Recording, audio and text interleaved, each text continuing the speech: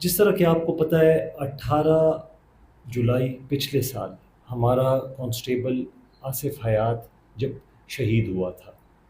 اس وقت سے کوہاٹ پولیس اس کے ٹارگٹ کلرز کے پیچھے تھی، اور جیسے ہی کاؤنٹر ٹیررزم ڈپارٹمنٹ اور ڈسٹرکٹ پولیس اس کی تفتیش میں آگے بڑھتی گئی تو اس میں دو نام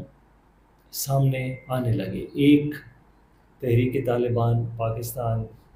حافظ گل بہادر گروپ کے زاہد کا، اور اس کے ساتھ ساتھ ایک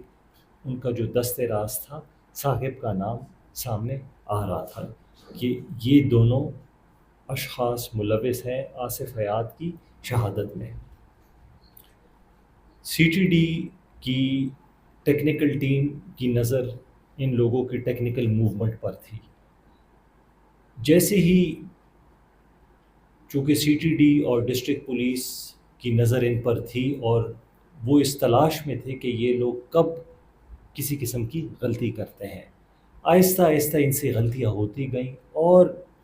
یہ کچھ مخصوص نمبروں سے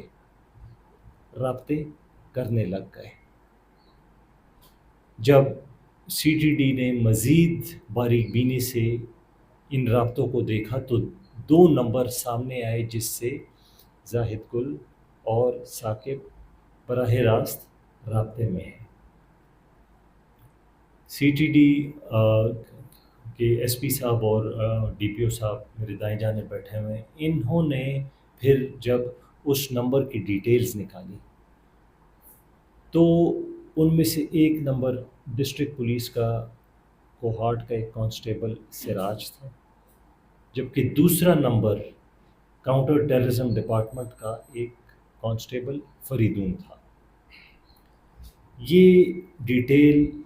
سی ٹی ڈی اور ڈسٹرکٹ پولیس کو 4 جولائی، یعنی جو پچھلے مہینے کی 4 جولائی ہے، اس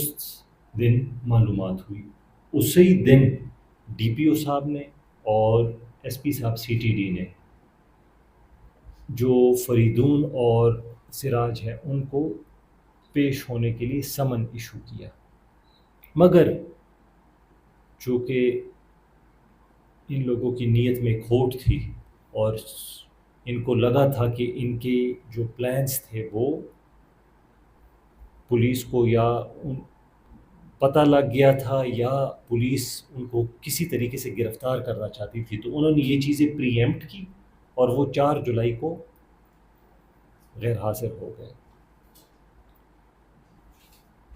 سی ٹی ڈی اس کے بعد حرکت میں آ گئی، وفاقی انٹیلیجنس ایجنسی حرکت میں آ گئی اور ڈسٹرکٹ پولیس حرکت میں آ گئی، جس پوری ایفرٹ کو ڈی پی او کوہاٹ اپنی ذاتی نگرانی میں اسپیئر ہیڈ کر رہے تھے اور اس کی سپرویژن کر رہے تھے، ساتھ ساتھ ایس پی اور وفاقی انٹیلیجنس ایجنسی کے آفیسر بھی ان کے کمان میں موجود تھے۔ کچھ دن پہلے، 3-4 دن پہلے، پرسوں سی ٹی ڈی کی جو ٹیم ہے، فیلڈ ٹیم ہے، ان کو اطلاع ملی کہ یہ دونوں بندے سراج اور فریدون علاقے میں آئے ہوئے ہیں۔ اس کے بعد ان سی ٹی ڈی کی ٹیم ان کو لے آئی اور ان کو شامل تفتیش کیا۔ جب ان دونوں کو شامل تفتیش کیا، انہوں نے دوران تفتیش بہت زیادہ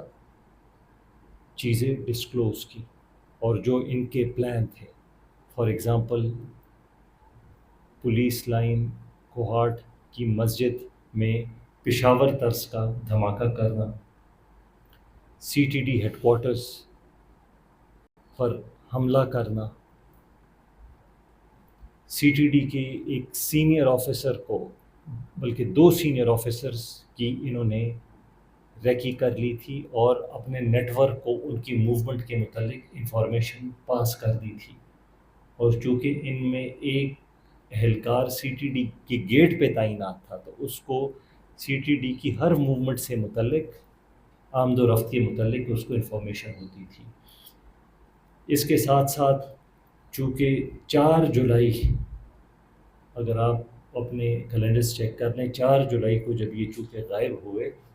تو لگ بھگ میں 5 جولائی کو 10ویں محرم تھی،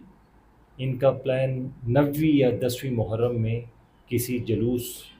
کی ٹارگٹ کا بھی تھا، چیلم کے جلوس کو ٹارگٹ کرنا تھا، اور ساتھ ہی ساتھ 14 اگست کو ہماری جو بے تحاشا ریلیاں کوہاٹ میں نکلی ان میں سے کسی ایک ریلی کو ٹارگٹ کرنا تھا۔